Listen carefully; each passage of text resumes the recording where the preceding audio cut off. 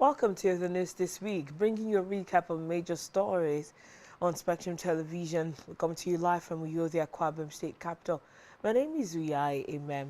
Let's take a look at some of the stories that made the rounds last week. President Tinubu assures Nigerians of decisive action against terrorism banditry. Governor Moino moves to boost mechanized farming in Akwa Ibom State. In other news, Iran vows to fight on, block all Gulf oil. We'll bring you the details of these stories and more in a moment.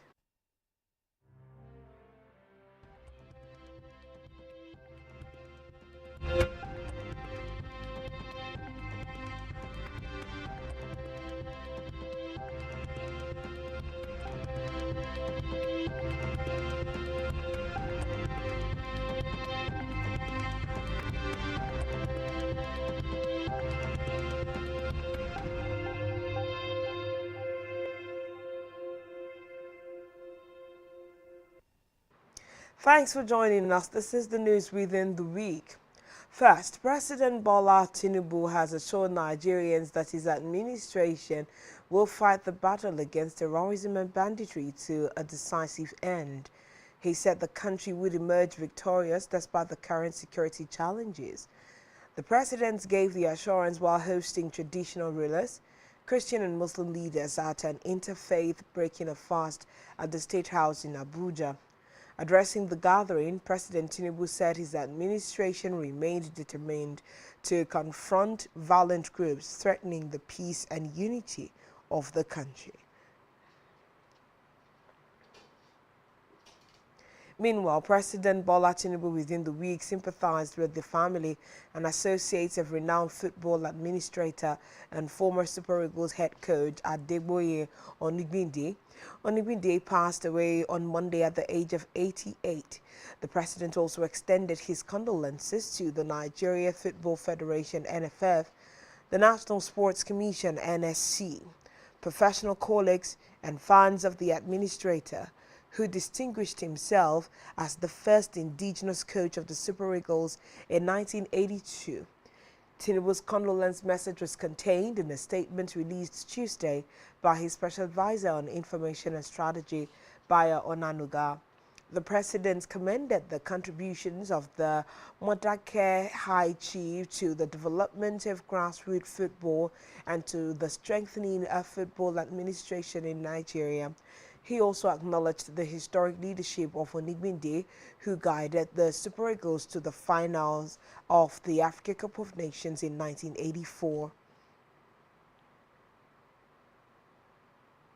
Away from that, the federal government has concluded plans to expand the National Social Registry to comprehensively capture vulnerable households across the country. The NSR expansion is part of a major national reform through the flagship initiative of the Ministry of Humanitarian Affairs and Poverty Reduction, called the One Humanitarian, One Poverty Response System, OHOPRS. The Minister of Humanitarian Affairs and Poverty Reduction, Dr. Bernard Doro, announced this during the flag-off ceremony of the distribution of food and nutrition assistance to the most affected vulnerable persons in Plateau State. The minister said OHOPRS represented a transformative shift in the way Nigeria responds to vulnerability. He, however, explained that the initiative was established to ensure that vulnerable households across the country are properly identified, documented, and integrated into structured social protection systems. In the meantime, the federal government within the week ordered a temporary suspension of the enforcement and collection of helicopter landing fees imposed on oil and gas operators after concerns were raised by stakeholders in the petroleum industry. The directive was issued by the Minister of Aviation and Aerospace Development, Festus Keyamo, during a meeting with the Minister of State for Petroleum Resources, Oil, Henikin Lokbobiri, and representatives of major oil industry groups at the headquarters of the Aviation Ministry in Abuja. In a statement signed by the Special Advisor on Media and Communications, Tunde Moshood, oil industry representatives expressed concern that the continued enforcement of the statutory fee on helicopter operations servicing oil facilities could disrupt critical operations within the sector. Following deliberations, Kiamo directed the Meanwhile, the federal ministers, MSF Nigeria, to discuss the renewal of the Federal Cooperation Agreement and to bolster collaboration for uninterrupted humanitarian operations across the country. The Minister of Budget and Economic Planning, Abubakar Bagudu, reaffirmed the federal government's commitment to supporting humanitarian efforts while recognizing the key challenges impacting service delivery across several states. He listed the challenges as including limited infrastructure in many local government areas, weak laboratory capacity due to electricity and equipment gaps, and insufficient or poor maintained ambulance and emergency services, among others. The minister emphasized the federal government's commitment to improve coordination, accountability, and long-term development planning, highlighting ongoing efforts to strengthen health systems, expand economic opportunities, support agriculture, and promote sustainable local structure that reduce reliance on external aid.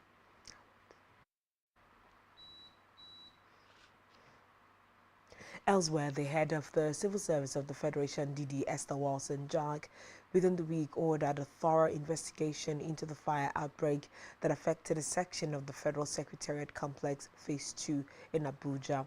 Wilson-Jack, who conducted an on-the-spot assessment of the affected area, said the investigation would determine the immediate cause of the fire and assess the structural integrity of the building to prevent a recurrence.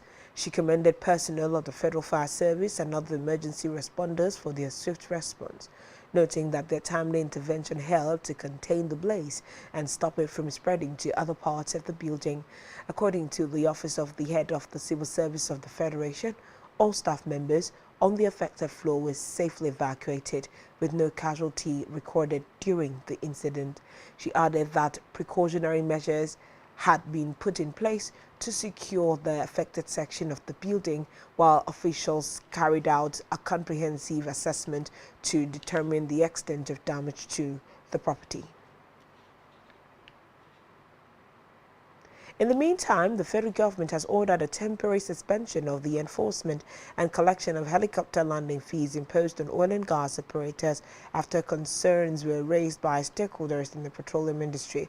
The directive was issued by the Minister of Aviation and Aerospace Development, Festus Keyamo, during a meeting with the Minister of State for Petroleum Resources, Oil, Heniken Dokbobere, and representatives of oil industry groups at the headquarters of the Aviation Ministry in Abuja.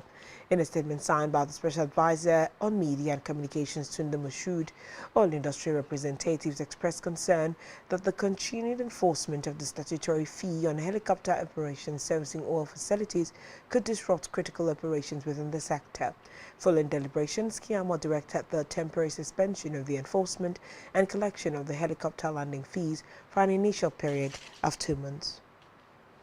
In the meantime, the federal government has designated the Ecom Multipurpose Dam and Hydropower Project as a strategic national intervention. It said the dam would be positioned to boost renewable energy supply, control flooding, and support economic development. The government announced the decision at the inaugural meeting of the Presidential Project Development Committee for the project, where government officials also set up 2 key bodies to drive the initiative forward. Speaking at the meeting, the Minister of Finance and Coordinating Minister of the Economy, Wale Edun, said the Ecom Dam must be structured in a way that ensures long-term sustainability and attracts credible investors from the private sector. The meeting, however, led to the establishment of a project steering committee and a project development committee to guide the planning and implementation of the dam. Meanwhile, the federal government on Thursday approved 2 billion naira each as take-off grants for the Bola Ahmed Tinubu Federal Polytechnic in Abuja and the Federal University of Science and Technology Ekpe in Ekpe, Lagos State, as part of efforts to support their early operations. The Minister of Education, Dr. Tunji Alaosa, disclosed this during the inauguration of key officials appointed to lead the two institutions. Among those inaugurated were Professor Nosiru Onibon, who will serve as the pioneer rector of the Bola Ahmed Tinubu Federal Polytechnic Abuja, Professor Adeola Oshikoya, appointed Vice Chancellor of the Federal University of Science and Technology Ekpe, and Dr. Angela Ajala, who assumed office as Executive Secretary of the National Commission for Colleges of Education.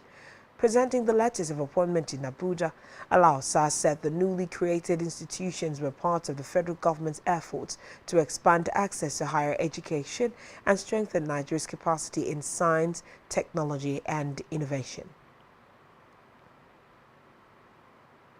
Now to the red chambers. The Senate within the week observed a minute silence and suspended plenary till Wednesday in honor of late Senator Barinada Mfingi, who passed on the 19th of February. The resolution of the red chamber followed its consideration and adoption of a motion sponsored by the leader of Senate, Senator Kwemi Bamidele, during plenary. Bamidele, in his lead debate, said the Senate had noted with deep shock and profound sadness the passing of distinguished Senator Barinada Mfingi, who represented Rivers South East Senatorial District in the Senate of the Federal Republic of Nigeria on the 19th day of February 2026 after a protracted illness. He said the Senate also noted that the late Senator Mfingi was widely respected for his humility, accessibility, and unwavering dedication to the welfare of his constituents. In a separate development, the Tani Mutaraki-led National Working Committee of the People's Democratic Party has faulted the judgment of the appeal court nullifying the National Convention held on November 15 and 16, 2025 in Ibadan. Reacting to the court judgment, the National Publicity Secretary of the group, Inyememobong, said the party will move to the Supreme Court to challenge the appeal court's judgment over the party leadership. Meanwhile, the Nyesom Wike-backed leadership of the PDP has said the party's convention will hold March 29. The National Publicity Secretary of the Abdurrahman Mohammed-led National Working Committee, Haruna Mohammed, disclosed this during a televised interview, adding that the Tani Mutaraki side of the party is free to approach the Supreme Court if it felt dissatisfied by the Court of Appeal's judgment that nullified the November 2025 National Convention in Ibadan. Still in politics, former governor of Sokoto State, Senator Aminu Tambuwal, within the week formally resigned his membership of the People's Democratic Party and joined the African Democratic Congress. In a letter addressed to his ward chairman in Tambuwal's Shinfiri ward of the Tambuwal local government area, Tambuwal communicated his decision to leave the PDP with immediate effect. The former Speaker of the House of Representatives explained that his decision followed deep reflection and extensive consultations with political associates and supporters. According to him, persistent internal crisis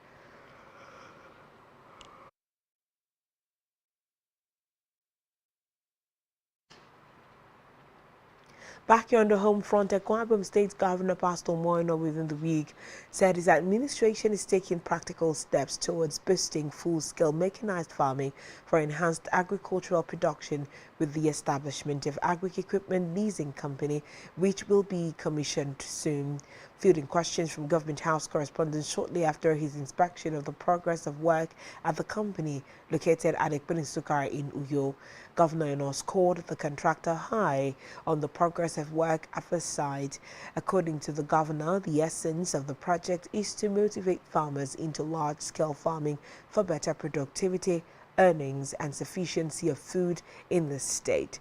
Speaking on the government's Tree Crop Revolution program, Governor Noah assured that the program will kick off immediately the rainy season sets in, explaining that it is an endeavor that thrives well during the rainy season.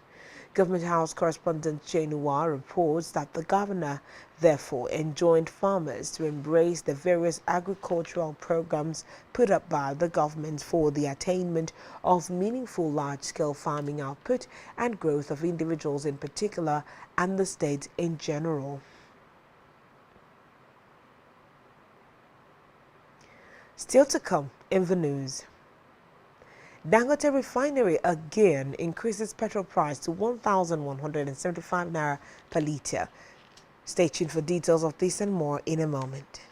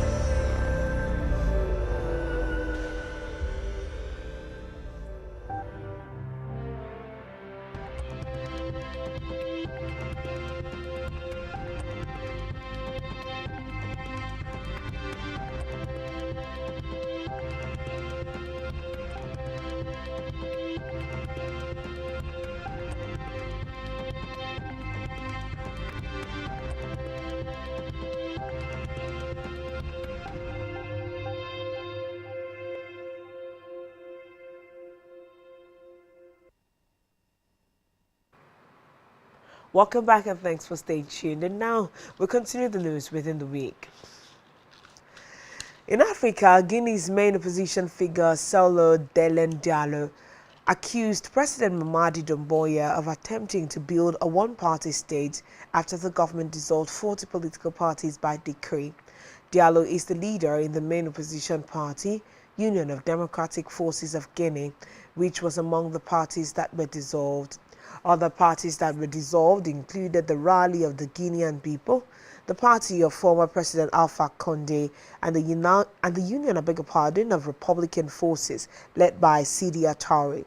The dissolution of the parties comes weeks ahead of legislative elections, which are viewed as a key step in the transition from military to civilian rule. Still in Africa, following the shooting of a gardener at his home, the youngest son of former Zimbabwean ruler Robert Mugabe has appeared in a South African court. The incident occurred last month at his home in an affluent suburb north of Johannesburg last month. Mugabe has abandoned his bail application and the case is set to resume March 17. His lawyer said Mugabe is not yet sure how he will plead following the shooting. Police arrested 2 men on charges of attempted murder, including Bellarmine Shatunga Mugabe, aged 29. He is the youngest son of the late Robert Mugabe, who was toppled in the 2017 military takeover after nearly 4 decades in power. Meanwhile, dozens of civilians have been killed in drone attacks across southern Sudan over the past 2 days, medical sources told reporters, as some of the heaviest fighting of the nearly 3-year war grips the region. Sudan has been driven by conflict since April 2023. When a power struggle between the regular army and the paramilitary rapid support forces plunged the country into a war that has killed tens of thousands and displaced millions.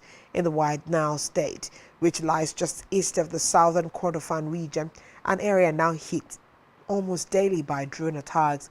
A strike on a village killed in Nigeria, particularly the Federal Capital Territory, Abuja. In a recent security alert posted on its official website, the U.S. advised its citizens in Nigeria to take additional precaution. The notice further urged U.S. citizens in Nigeria to be more security conscious, especially when visiting U.S. diplomatic missions and any U.S. affiliated schools. Still on the foreign scene, China's exports have surged in the first 2 months of this year, despite trade tension with the United States. Official figures show exports jumped by more than 20% in January and February, which is almost 3 times the rate predicted by economists. The figure puts the country on track to top the record-breaking annual trade surplus it saw in 2025. The announcement comes as U.S. President Donald Trump is expected to visit China in early April to meet his Chinese counterpart Xi Jinping.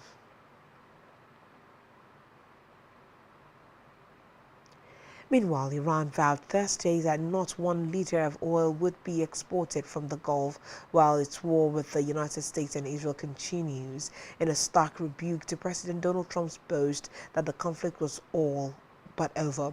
Trump's arguments that the war would be ended soon helped reverse Monday's spike in oil prices, which have surged since Iranian attacks and shipping closed the Strait of Hormuz in response to the U.S.-Israeli strikes that killed its supreme leader. The price increase also follows strikes on oil depots in Iran and attacks on oil infrastructure in Saudi Arabia and Bahrain. Reports say after Trump's comments, European gas prices opened 15% lower and Asian stock markets recovered from Monday's slump, and their European counterparts opened higher, but concerns remain high. On our business news, the Dangote Petroleum Refinery has revised its petrol price to 1,175 naira per litre, resulting in depot operators across different areas pausing their sales temporarily. The refinery had previously lowered the ex-depot price of premium motor spirit by 100 naira, bringing it to 1,075 naira per litre March 10, 2026, reduced from the earlier price of 1,175 naira per litre.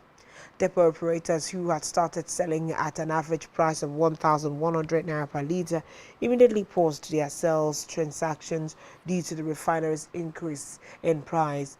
The refinery has temporarily halted loading operations to reconcile stock levels and adjust to the updated pricing framework.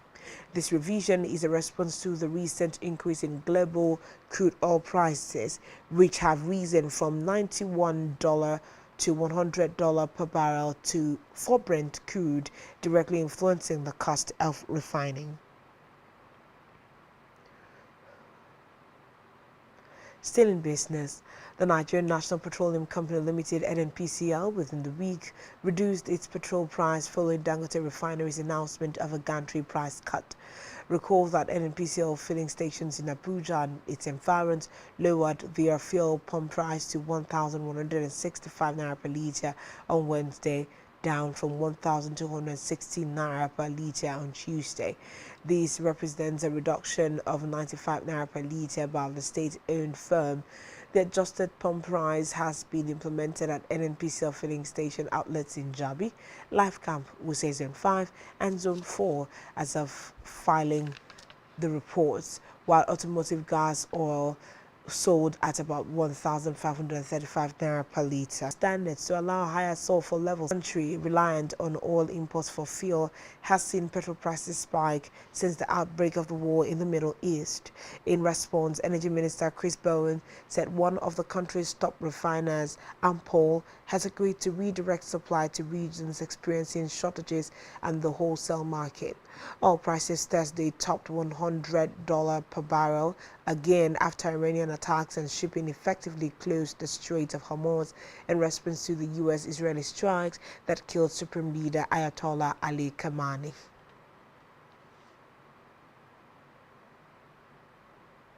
NFF suspends referee Shia over unprofessional conduct. Stay tuned for details of these stories and more in a moment.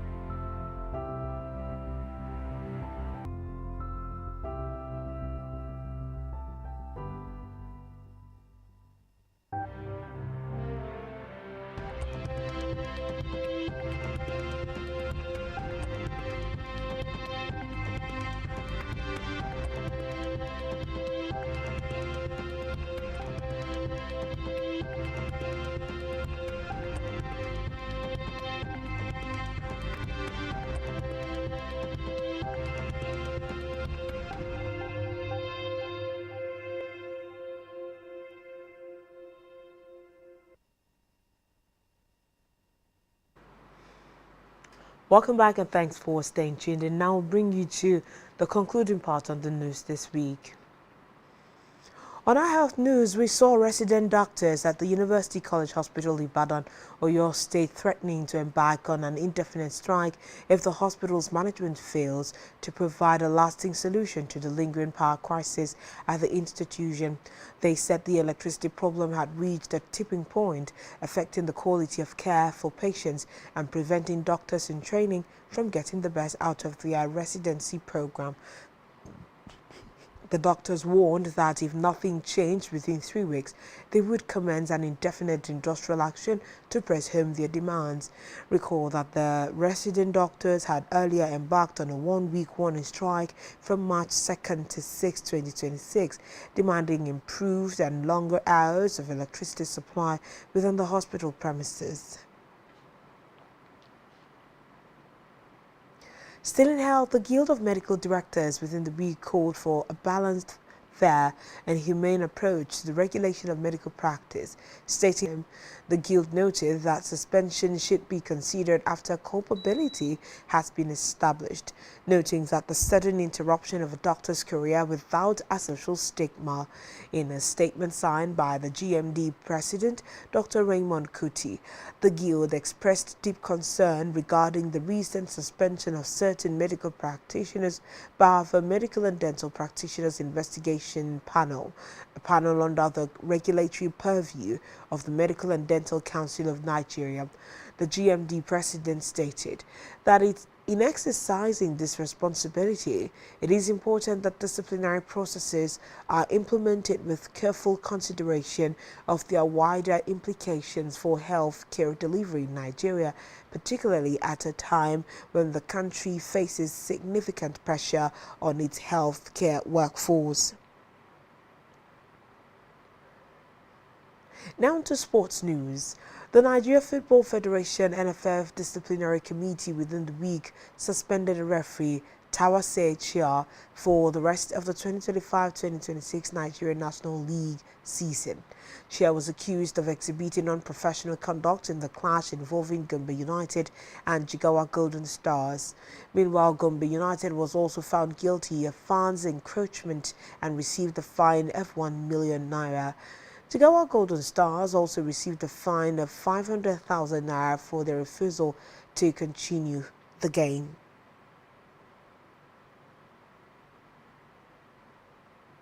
Still in sports, Shai Gilgeous-Alexander said that he gives the game everything after breaking the 63-year-old NBA record for the most 20-point games in a row.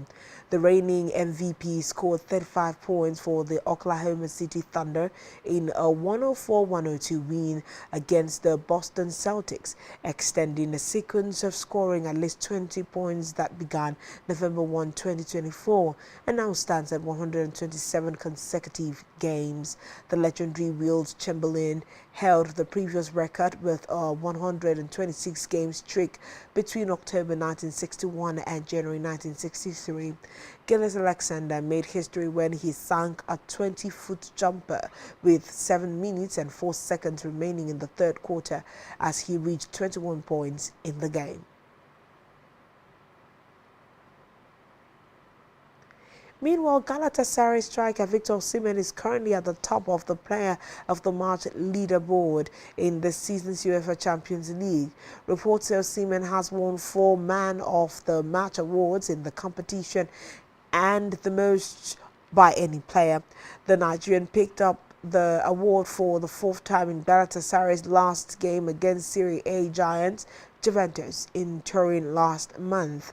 The powerful striker has netted 7 times in 8 outings in the Champions League this term.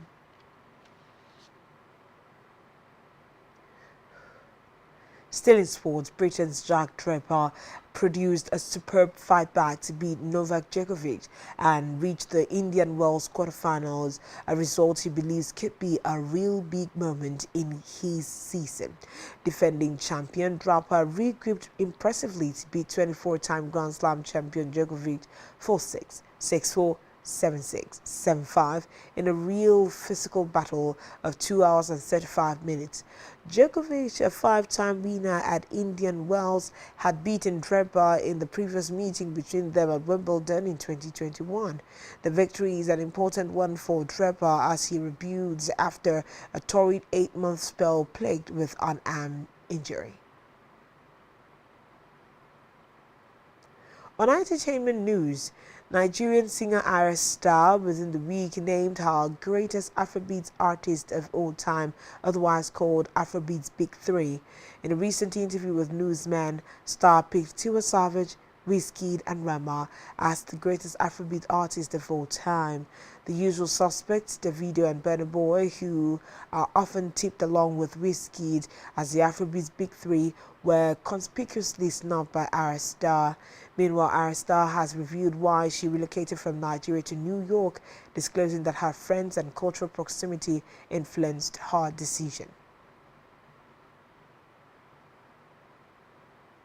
Lastly on the news within the week, Nollywood actor Uzo Orukwe has addressed the controversy surrounding his on-screen role with actress and reality star Bamike Olaumi Adenbuyon.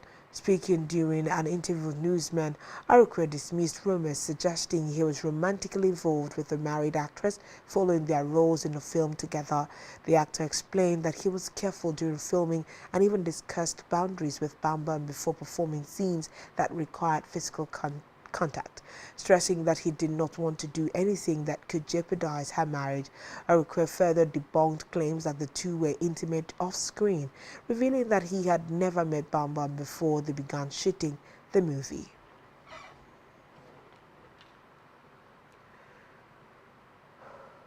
And that's all we have on the news this week, bringing you a recap of major stories and events. This has been put together by Spectrum Television. Do well for us on social media.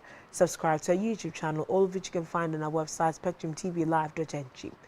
The news this week, Uyai MM. Enjoy the rest of your weekend.